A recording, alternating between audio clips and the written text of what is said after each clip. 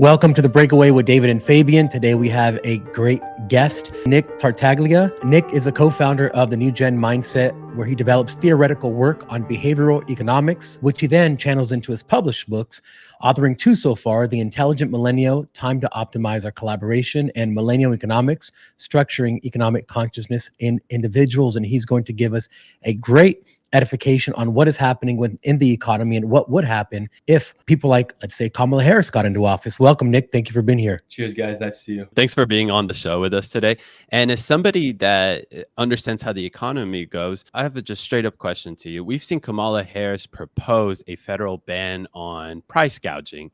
Yeah. How would that impact average Americans and even, 18, 19, 20, 21-year-olds? How would that impact them?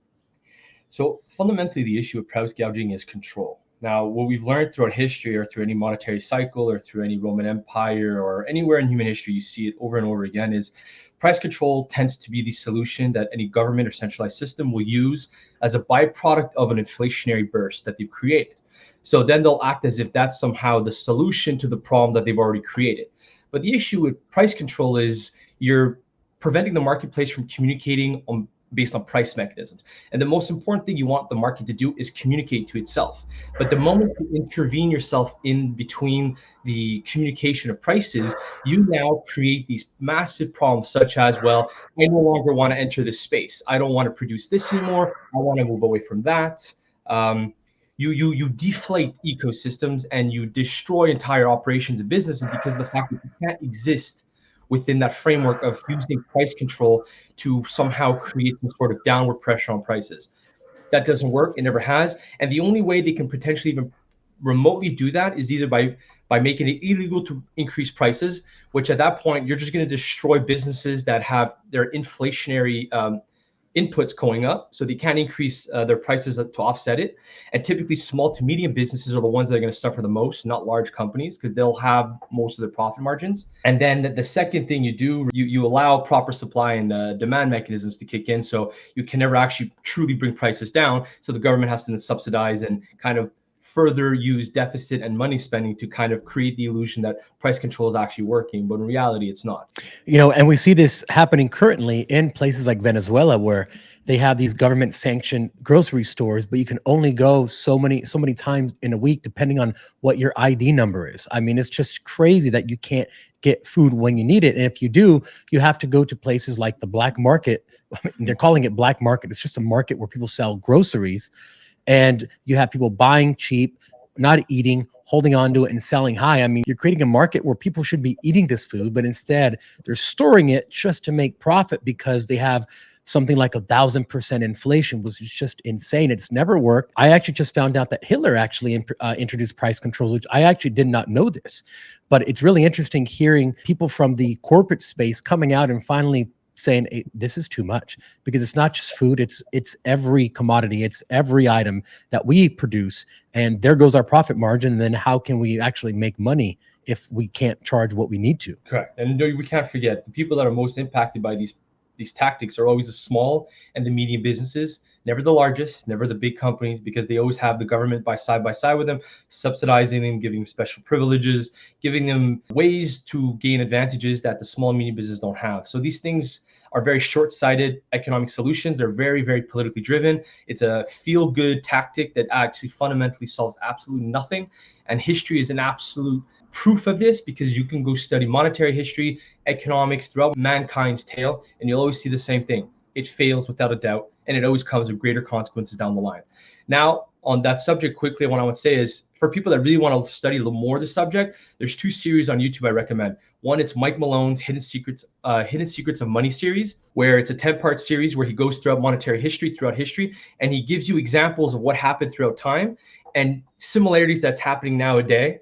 And this was a documentary series made 10 years ago. And another one is by Milton Friedman, Freedom to Choose, another 10-part series on economics. And he goes over all kinds of different subjects, from unions to price control to inflation to all these things. So if you really want to study more of the subjects, I definitely recommend two of those, because they teach you a lot and you can really understand from the historical standpoint and from a monetary standpoint, where this is just pure politics. And the only way these type of solutions thrive is because most people are ignorant of history and ignorant of economics. I did want to actually ask you a question about this whole monetary theory. So it seems like that the progressives believe that in this new monetary theory that they can just print as much money as they want to for whatever reasons that they believe they need to. And it's fine. It's not going to damage our economy or cause inflation whatsoever because we are the ones that are in control of the dollar. Now, on the opposite side of it, we have, and a lot of Democrats also like this, is fiscal conservatism, right? Not printing more money and just being fiscal conservative with the taxes that we already collect and dispersing them to whatever programs that we believe we need to. What is the dangers behind what progressives believe when it comes down to just spending as much money as they want to and printing as much money as they want to, since we are the ones that are in control of that currency? So it's funny when we use the justification that because of the fact that the world, so as we know, after this, the world wars, then through the U.S. Providing protection on a global scale, they've kind of inserted the U.S. dollar as this pillar on a global scale for monetary or for trading around the world.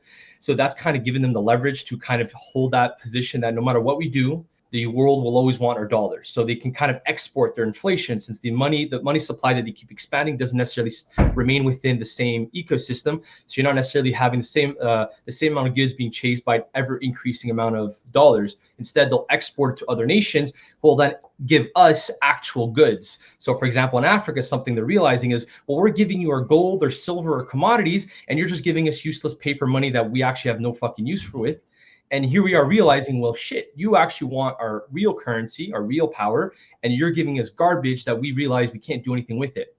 So it's the position they hold on a global scale that really kind of validates, or at least the illusion that they can forever print money and it'll have no consequences. But the issue is it's a very fixed framework to have, because the rest of the world clearly understands that that is a power they have, but it's not a power they want them to maintain forever. Hence why you have things like the BRICS development and other nations on the east side of the world developing their own financial systems and own financial mechanisms to transfer or to pay for goods through the yuan, through gold, through silver, through other currencies, and not just the US dollar, because they understand that if the US dollar remains king on a trading scale, on a global scale in terms of trade, well, then forever they can argue this nonsense. So the one thing also they use is the petrodollar. So the petrodollar refers to the fact that most of the world would always exchange oil in dollars, but that's becoming a regressive reality where year by year you're seeing this truth where other countries are starting to pay with the yuan, euros, gold, and other things in their basket, and not necessarily the dollar anymore. So these are things that are detriment to the destruction of the position that the US dollar holds.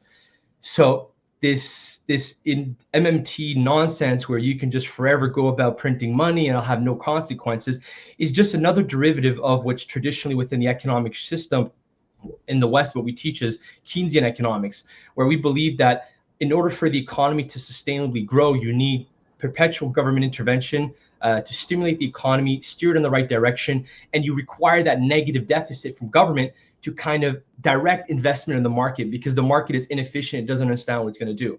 So we're stuck in this loop of always using the same tactic, but clearly over 100 years, you're seeing it. And the beautiful thing we have to do is look at this. Look at interest rates, how it's performed over the last 20 years. It keeps going down.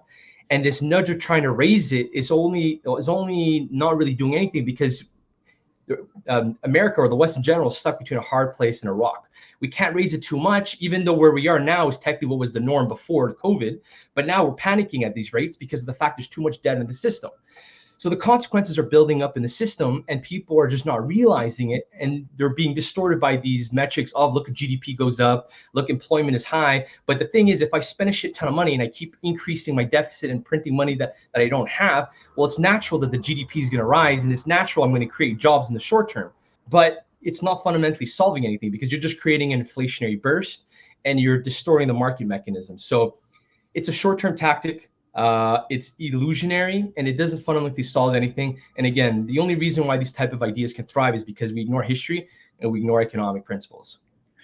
You know, I'm glad you brought up the Africa story, because I think it's disastrous what's been done, not just by one country, but by the whole world, where exactly like you said, they're taking their gold and they're replacing it with fiat currency. And I just found out a few months ago that France, in order to do business with these countries requires a massive deposit into the Bank of France before they even loan them money. So they're giving them $1 and they say, hey, from that dollar, we need 30% back to even do business with you. I mean, it's just insane what's been happening. One question I did have, I've been thinking about this spiral that we're on as you're talking about, and the government is printing more and more just to pay the debt. We're over $1 trillion in interest every year, probably at 1.5 very soon, just to pay off the debt that we have. In my mind, this means that the entire world, to a certain extent, is essentially getting government welfare checks every single month, because there's no difference between welfare checks and the government having to printing money to pay out interest. In my opinion, it's still printing money and giving it to someone for some reason. So if the US is continuing to print money to pay all of these actors all over the globe, a lot of them who we know don't have the same interests as America, where's the tipping point? Where are we going to say we can't keep paying everyone from our pockets, or not even our pockets, just printing money, because it's going to collapse the system? What has to change for it not to implode, I guess, is a better question. Well, here's the perfect one. So I was referring before to Milton Friedman's series of Freedom to Choose. So in there, one of the things that we talk about was inflation, precisely. And one of the things he says is you have to think of inflation like alcoholism. We can either do one of two things. We can either say, well, we're going to accept the consequences of the withdrawal of being an alcoholic, and we're going to suffer those withdrawal effects, but we're doing it voluntarily and consciously. So we're ready to attack it so we can move past the pain and eventually move on with our life in the right direction. Or we could do what typically alcoholics will do, is they'll solve the solution of their withdrawals with more alcohol, but eventually that'll kill you. So we're in this situation here where we're fighting the problem with the same problem. So we're using more inflationary principles to offset inflationary cycles. So we're like an alcoholic in the West, where we just think debt is somehow the solution. But to me, I think of it kind of, I'm not a religious person, but I think of it kind of like the devil, where we're extending our hand to these cheap, weak solutions to somehow create this offsetted illusion that we're so powerful and great. But in reality, you're just driven by debt.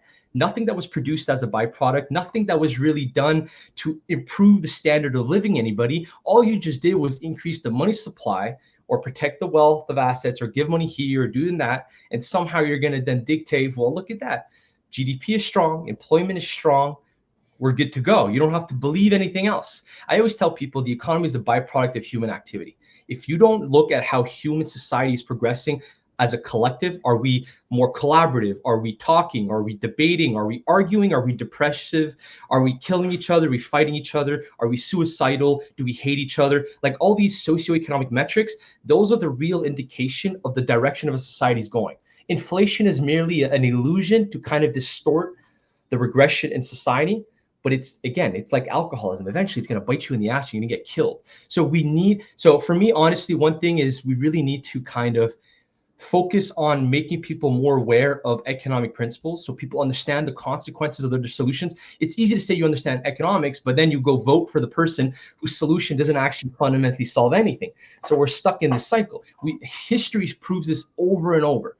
And this is kind of the fight between the Republicans and the Democrats. This is why I'm a libertarian, because I believe politics itself is a distortion of economics, and you're deviating away from what fundamentally solves people working together. Playing politics to me is like kind of like what animals do.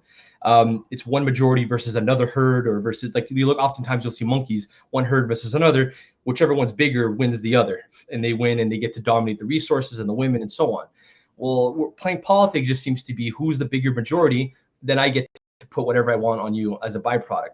But we don't solve anything that way. We just need to go back to principles. Let's collaborate. Let's solve fundamental problems. Let's create value, and let's do it on a voluntary basis. And let's just stop fucking everybody over by saying, well, because I want this to be done, I'm gonna delegate the task to the government, who then has to redirect resources to itself, which it does through inflation or taxes, and then it does what it wants. But at the end of the day, all you're doing is creating wider wealth disparity between the lower class, middle class, and the wealthier.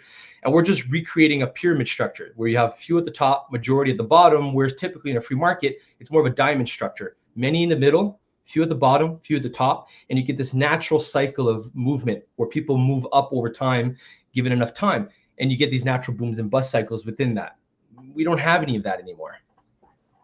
That makes a lot of sense, Nick. I have a question to you as a libertarian. I wonder what is your view regarding taxes? So in 2018, we had the Trump taxes implemented, and it's impacted majority of the middle class in a very positive way, right? Individuals have anywhere between $200 to $300 extra a month. People who owns businesses, they received an incredible tax cut in terms of corporate tax relief from 35 to 21%. The individual income tax brackets do expire at the end of 2025. Do you believe that we should extend those? Do you believe that we should keep it somewhere where it is right now in terms of individual income tax? Do you think that we need to increase it? So my belief is probably going to be a little extreme when it comes to income tax specifically. I believe there should be no income tax because of the Oh, fact that my guy. it's your money. The way I see it is if I give for, like, I'm Canadian, I'm from Canada. The average Canadian gives away maybe roughly half of their total income through everything they do throughout the year to the government. Basically what that's saying is that I'm 50% a slave of the state. Whereas before people were 100% slaves. I'm only 50% better off than them. I'm not 100% better off. My standard of living in terms of the tools and access to food might be slightly better, but I'm still in a cage where you take half of what I produce and then you say, well, I'm going to give you back money to help you. Well, get out of here. Like, that was my money to begin with. And now you're going to use taking my money, giving it back to me as some sort of God complex or hero complex to solve my problem. I believe there should be no income tax. It's your money. Other mechanisms to collect income or for government is another thing. But my thing should be the pursuit should be trying to lower it as much as possible. I get we're in a position where we have a lot of debt. We have a lot of social liability programs. So you can't necessarily cut it off right off the bat. You need a regressive plan where slowly, bit by bit, you can weed yourself off of these old school principles. I mean, every single collectivist, communist, tyrant, dictator has always collected taxes. And the only reason they can is because they have monopoly on force. If I don't pay you a tax, I have to go to jail or I'm going to get punished. I'm not very free if that's the case. So for me, zero should be the absolute objective. You can't do it in one night. It has to be something you do over time. And the issue is you have so much debt in the system that you can't just cut it off like that. There has to be a way to go about choosing to this efficiently to cut off as many social spending programs we have, whether it's anywhere in the West, and then slowly pay off the debt and weed yourself off of this system where everybody has to pay into the system that nobody truly gets the benefit. But there's two things we have to worry about. Is one is the federal debt growing, and two is the aging population. So the social security pensions kicking in. Those are the two biggest waves of monetary problems coming to the West because we have a massive aging population. So it's not a simple solution, but if we were to cut the government in half, like Malay's doing in Argentina, I'm sure there's a lot of things that we can do because there's a lot of inefficiency in the government. And I'm glad that Elon Musk has agreed to run the Government Efficiency Commission or whatever the name is, because I mean, to have someone with a fresh set of eyeballs who's not part of the deep state going in there and saying, hey guys, something's really wrong here. I think it's like shining a light on a bunch of rats or cockroaches who start scattering. And that's exactly what they don't want to happen. I did want to ask you a question about tariffs, because tariffs have been something that Donald Trump has said he will do again in his second term. And there seems to be people who don't really understand tariffs who get a negative feedback on it. What's your thoughts about tariffs, and can it help us outgrow the problem of this rising national debt if we're to do something like cut taxes? So personally, on a macro picture, when it comes to tariffs as a whole, because I'm a libertarian, because I believe in free trade, absolutely. Tariffs are just a way for government to collect on external sources in order to protect local communities for their businesses. So it's to say, well, I want my local enterprises to be able to benefit internally and to incentivize the local communities or the local country to purchase from local industries rather than external industries. So I will place a tariff to increase the cost externally. So you kind of indirectly nudge people to purchase locally or domestically. I obviously don't believe in that, because the way I see it is the people should be buying whatever is best for them and the cheapest as possible. This is how you create deflationary bursts where you allow prices to come down naturally, because you're not trying to use a taxation as a way to kind of direct prices or direct people to buying. People are buying what's good for them because it makes sense. Naturally, the market would adapt. Now, I get why also a lot of them will do it. Like in Canada, for example, they just implemented a 100% tariff on electric EVs out of China and a 25% tariff on aluminum being purchased outside of Canada. Now, Trudeau was in a discussion with a worker who's in that industry, and he's like, yeah, but that doesn't guarantee you're going to protect my jobs. And it's true because now if everything goes up in cost, what you might do naturally is you might destroy the industries internally, because they might say, well, I don't want to produce anymore. I don't want to do this stuff anymore because costs keep going up and I can't necessarily play in the industry. For me, it's a government intervention solution that I know both sides of the parties kind of want it, but I get it. They're trying to find ways to kind of lower taxes on an individual level and try to collect taxes in some other form. I get it. I think the best solution for Trump would be, I'm going to seek a way to cut government by 10% every year that I'm in my office, so that by the end of my term, at least 40% of the government's gone. I think that would be his best solution, because this way, all the revenue still coming in can go towards redirecting the paying the debt, and it doesn't have to naturally use some sort of price manipulation to distort the market and hopefully encourage some more tax revenues. His solution should just be, cut your costs as a government. Don't try to seek more revenue. So as a libertarian, that's kind of my principle. Distorting prices in the market for me is never the solution. No matter who it is, no matter what their intention is, stay out of it. Just focus on reducing government. That'll probably be our best bet. Yeah, that's actually a great response, and I'm gonna have to go think about that myself, because I think that tariffs is a good solution, but you actually brought up a lot of good points here. I kind of want to have a follow up to what we were discussing earlier. So if we remove individual income in the United States, or individual income taxes in the United States, and we don't have tariffs to replace that, essentially, then how are we going to fund institutions that are perceived to be a necessity of our society, if the federal government doesn't necessarily have any, stream of revenue come into it? So business tax is another thing. I don't necessarily find that to be a horrible idea, but I believe that it's like in the past, there was a lot more voluntary principles back in the day where people donated a lot of money to the government.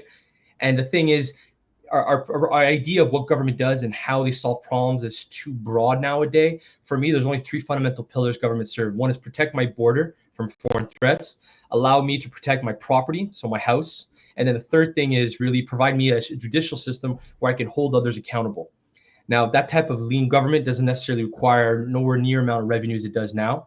And I'm pretty sure that a marketplace where most people get to keep their money, where government respects their rights by the Constitution and the fact that they're sovereign individuals, and understand the value of what the government serves as a purpose in terms of protecting those rights and providing that fair game environment, I would be more than happy to donate to the government and think of it more of as a charity, where I want to participate in the system and I want to help it. I don't want you to take from me because you think you know best. I want to give you what I can because I know you want to provide as much value as possible. Basically, what I'm saying is work for that, and then I'll pay you. Same you would in a marketplace, except the government doesn't create that incentive because they can take by force because they have a monopoly on force.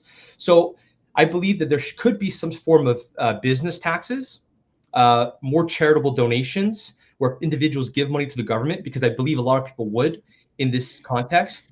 And then thirdly, if you reduce government by drastic amount of money, the amount of money they need to collect is not that much. You just have to put it into context. If I'm 50% of the size, do I really need all that money? No.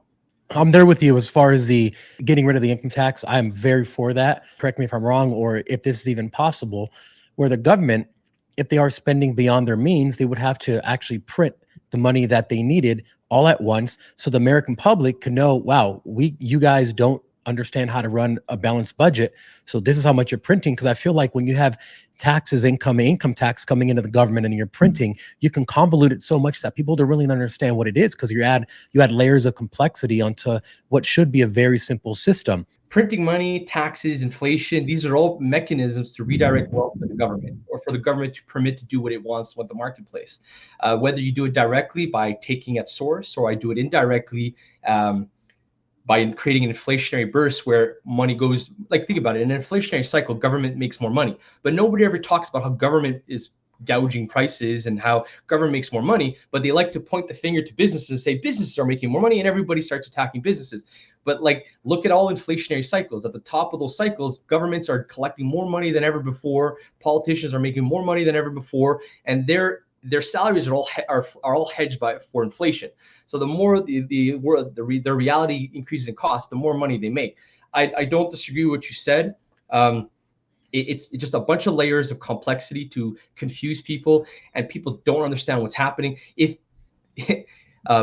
what's the point of collecting taxes if you could just print your money? There's so many things that are wrong with the system. And this is why I say we should not have a system whereby they can just take money from us at source. Now think about this. If the government was to give you, if you were allowed to keep every dollar you made, and then at the end of the year, you actually had to give a check to the government, I'm pretty sure more people would have a hard time giving away their money. But the issue now is we get taxed at source. So you already get your money taken out of your pocket. So it's not as felt. But if I got to keep everything I produced, and then at the end of the year, the government said, now you owe me 30% of everything you made, everyone with a family would be like, what the fuck are you telling me right now? Are you serious? You probably get much more of a revolt or more people saying, hell no. But because you take it at source, you kind of you've gone behind the curtain and hidden away from the fact that I'm taking so much money. So all these little cheap tactics. And then the other thing is people believe that the economy is a byproduct of government intervention, or the government permits the economy to thrive. It's such a flawed perception because the economy exists as a byproduct of nature. The way we move resources, when you eat, when you make friends, when you make family, when you want to produce a home, when you want to cut a tree and take that resource to produce a shelter, that's all economics. You don't need government for that. Government has inserted itself in a society, and people now think that without government, there is no such thing as an economy. So we've kind of deviated from principles, and the government has absolutely taken advantage of that ignorance. And this is why we're in these destructive cycles that have happened for thousands of years, because we don't seem to understand that we can do it without it. History proves it. The greatest innovations, the greatest solutions, the greatest of mankind comes from the people. It didn't come from government. Nick, are you a fan of Ayn Rand? Yeah. And her work? Yeah, I could tell, right? Because a lot of what you said are key principles that we see in Atlas Shrugged, right? And it's something that I saw her interview that she did with one of the Wallaces long time ago. And she said it so perfectly that the individual man should be able to decide for himself how much money he's going to give to the government, because then if society is built on the selflessness of the man, then the individual who puts money into the government wants to see great investments in their community that will then help out his immediate community, right? Essentially building a phenomenal society on the selflessness of the man. And it seems like what you were telling me before, not needing individual income, not even being worried about tariffs, essentially, because then if you leave it up to the individual to voluntarily give money to the government, they will to see immediate investments within their community, which will expand the lives of everybody in the community there. Correct. Absolutely. At the end of the day, we like to say, back to a Ayn Rand reference, they say we need to support the smallest minorities. Who's the smallest minority in the world? It's the individual, the one person. You are one. It's not a group of blacks. It's not a group of Hispanics. It's not a group of Italians. It's not a group of Irish. It's not a group of Asians. It's the individual. No matter what skin, no matter what tone, no matter what background, you as an individual, you're the smallest minority. The system must be developed to reinforce the protection of that individual, no matter where the hell you come from. The system is not designed that way. It's primal. It's a majority versus a minority. It's what animals play. If you look in the animal kingdom, the way herds and animals play each other, you'll see the exact same game with politicians and we play politics.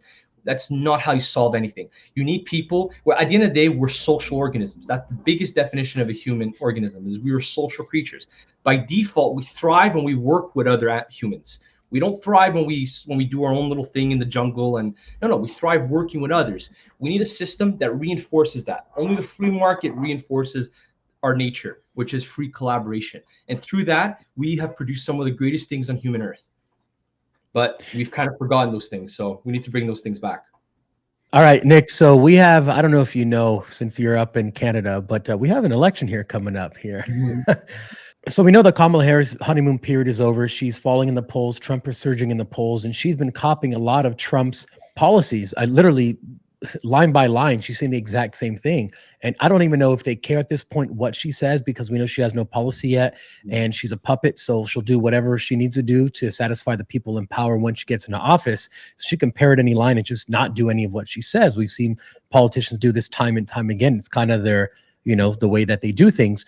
So how do you see the election playing out, and what do you think we'll find ourselves after November 5th, or after the new president gets elected, or in office, actually? So on a global scale, let's take a macro first. I know the East would absolutely love to see Kamala Harris. A winning of Kamala would literally turn America into Canada. You will now become what is a socialist welfareism nation that thinks that taxing and government intervention is the solution to everything. That direction is an absolute path if Kamala wins, without a doubt. And the world will love the enemies of the West will love to see a Kamala, because a weak nation, a weak leader who doesn't understand what she's doing, who can't articulate, who holds no respect on a global scale. That's an absolute course. Now, domestically for the US, I honestly don't think either Trump or Kamala is a solution, because I think USA has become so polarized that no matter who wins, one side is going to be angry at the other side, and it's just going to escalate. I don't think there's going to be a bridging of forces with one or the other. I don't think it's happening anymore. I think USA needs an entirely new leadership that can bring back balance to the ecosystem, because I don't that the left hates Trump so much that they'll vote for anybody as long as it's not Trump. And the right despises the left so much that they'll never in a million years vote for them either. But you're getting to a point now where the right has all the weapons. The left will destroy everything in their path if they have to, like you saw in France, right? So in France, they thought the momentum was going to the right. The left ends up getting a super majority because the left all came together. They win. What does the left do? They still go about destroying their entire city. They just burn things in their path. So the left, if you get Trump, they're just going to go and burn their cities to the ground. So nobody's winning in this. Ideally, for the short term, I think Trump is the better candidate, fundamentally, just because it's like if we talked about inflation, we said we want prices to stop growing as fast. I think Kamala's a really hyperinflationary type of issue, whereas Trump is an inflationary issue. He still has inflationary ideas that are government centralized, but nowhere near to the extreme of Kamala. For example, Trump said that he would support government forcing or mandating insurance companies to pay for IVF. That is a welfareism program. That's a socialist principle. That's socialist policy, because you're benefiting a collective few or a special interest of few and ignoring the rest by taking the resources of everybody. That's a welfare principle. So I still believe there are some sort of socialist policies on the Trump side, because he's going to play the political game to win a voter base, but it's nowhere near as drastic or as scary as Kamala. That, without a doubt, I believe so. And the enemies will thrive far more with Trump, with Kamala. So I think also on a global scale, you'll see more conflict if Trump wins. And I agree with Nick here, and especially about the whole, why would countries like Russia, Venezuela, Iran, they would love to see Kamala as the president. One, it'll continue to erode the middle class, so we'll have issues here domestically. And when the United States is weak, that means that all of these other countries can actually play the key role that they want to, whether it's to be the world hegemony like China, or it's to destabilize regions like Iran does. Right. So and we saw that, right, Fabian? We saw Putin come out. He kind of giggled about it, but he does want Joe Biden. Her infectious in office. laugh. He does want Kamala Harris now in office. Right. Exactly. Her infectious laugh. Right. Because with her laugh, apparently she can defeat Russia or China or whatever it is. So quick question for you, Nick. Domestically speaking, do you think that progressive initiatives that Kamala proposes can actually somewhat benefit average Americans, or is it actually going to continue to erode the middle class? They're cheap tactics that'll be no problem. We're going to lower the costs, but by lowering the cost, all you're going to do is subsidize. In order to do that, they're going to increase the national debt, and that's just going to create more inflationary boom cycle. So it's a distortion of the marketplace where you'll feel like you're doing better off, but then you're going to wonder why prices are still going up. So all they're going to do is just use governments. They're just going to use more taxes or more debt. Well, and let's reality is just say more debt, because the government doesn't actually have any money right now since there's so many trillions of debt. So they're just going to use more debt to intervene, to subsidize the reality of prices, to make it appear like things are cheaper, to play your hero. So you're going to owe me now as a political leader, because you're going to vote for me because I'm making things appear cheaper for you. But then in reality, inflation is going to keep going up, and then while that's happening, you say, well, look at the evil companies. We're going to price gouge. They're price gouging, so we're going to control prices. We're going to punish them. Like it's just one tactic within their basket of typical patterns. Like, this is not something new. This is not something abnormal. It's not like they're getting creative with new ideas. You could literally 2-3 years ago, with most of the macro and libertarian community, we were already talking about, okay, we're having inflation. All the experts saying there's no inflation. Obviously, they're full of shit. Then eventually you're going to get the stagnation where things are going to kind of like flatten out. Then they're going to start they're going to raise interest rates. Things are going to start going sideways. Then eventually they're going to realize, well, we can't raise interest forever because, well, there's too much debt. It's going to implode on the labor market. It's going to destroy a lot of the bad investments in the marketplace. So interest rates are going to start coming back down. That's when you're going to start seeing gold do really well. What's happening now? Gold is doing really freaking well. in that, they're going to start saying, well, look at that. Prices keep going up. They won't be able to control it. So they're going to say companies are evil. That's what they're doing. And then they're going to use the same tactic they've always done throughout history, was price control and subsidizing the market to create the illusion of cheaper prices. And this is exactly where we are now. Like, this is not new. This is not some sort of brilliant idea they have. They're just recycling old ideas that have always failed. They just get the privilege of what we were talking at the beginning of, the fact that the dollar is on a global scale at the center of the global trading system.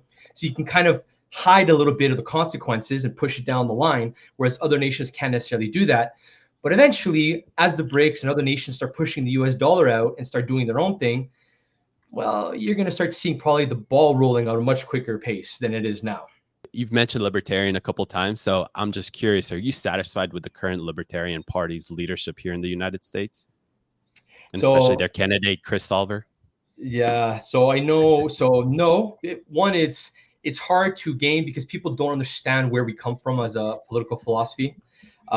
Most people are so stuck on the only way to solve problems is politics, and libertarians play horrible games of politics because it's not about promising things. It's about saying we're going to undo things, and people don't want to hear that because then they don't understand how things are going to get solved in that framework.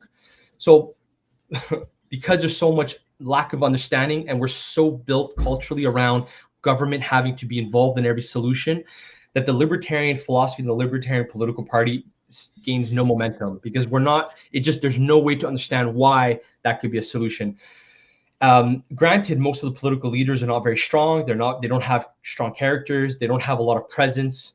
So maybe they're just not doing a very good job of putting themselves out there and talking to more and more people to be able to escalate themselves to a level where they can hold a debate with Trump or hold a debate with Kamala.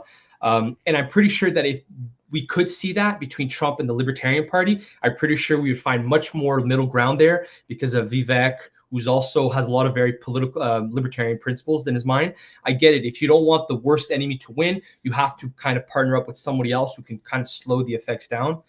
But no, whether you're looking at Canada or anywhere in the world, libertarians are horrible at politics. So we don't ever gain momentum. It's not the course of action. People have asked me, Nick, why don't you get into politics? Because if I spoke the way I did, nobody would vote for me because I wouldn't be telling you what I'm giving you. I'd be telling you how I'm going to get these fuckers out of the way. You can keep more of your money. But to them, keeping more money they don't understand how that solves problems for them. To them, it's, well, what are you going to do for me? That's not how, at that point, it's like giving your hand out to the devil. You think you're going to benefit because the devil's giving you something, but there's consequences that come with that. Same thing with the government.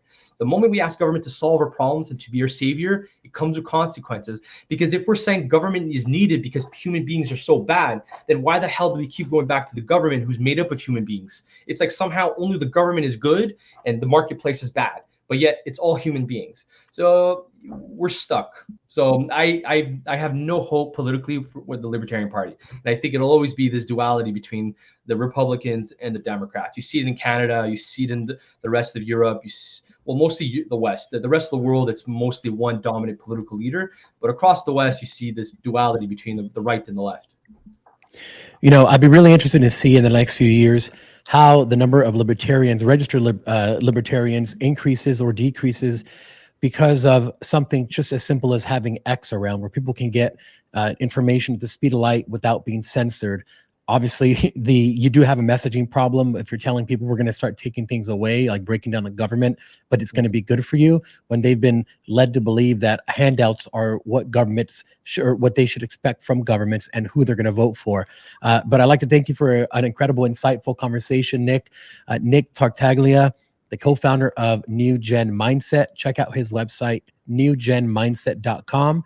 And Nick, what are your socials so people can get a hold of you? So you could also find us on YouTube, where we have our podcast, where we talk to economists, traders, market analysts, entrepreneurs, CEOs, macro analysts. We talk a lot about commodities and the way the world is shaping. So that's on YouTube, NewGen Mindset podcast. You can find us on Instagram. Mine is Nick, NIC Tartaglia as well. And then all our stuff is on YouTube, on our website if you want. So www.newgenmindset.com.